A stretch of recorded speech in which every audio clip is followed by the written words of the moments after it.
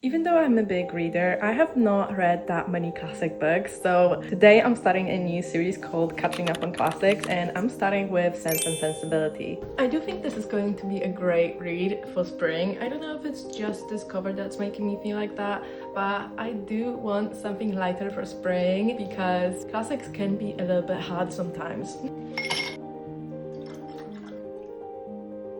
I have only read 2 books by Jane Austen so far. It was Persuasion and of course Pride and Prejudice, which I both absolutely loved. Persuasion might become one of my favorite Jane Austen books.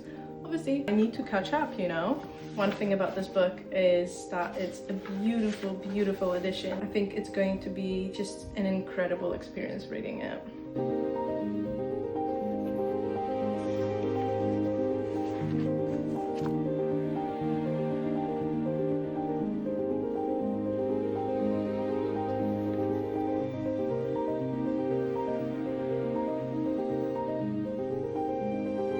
Right off the bat, the book deals with a lot of wealth, distribution of wealth, the ownership of property, how wealth is divided between the inheritance. And I think this will be a big theme of this book, as is a lot of Jane Austen's books. We do have 3 sisters, Elinor, Marianne, and Margaret, who after the death of their father have to move out of their house because they're getting basically kicked out by a wife of the son from his previous marriage. There is a romance budding between the oldest sister Elinor and the brother of the wife called Edward. We do see a lot of different approaches to this kind of romance. Elinor and Edward are both very much more quiet people, very much more sensible. However, Marianne told her mother that if she was to have a partner, she would not want him to be so distant, maybe cold. She would want him to have a lot of desire for the same things she's interested in, for the same art. There should be no moderation of it. She would want to feel his feelings as much as she could. Once they move, they are welcomed by Sir John Middleton. Marianne meets both Willoughby and Colonel Brandon.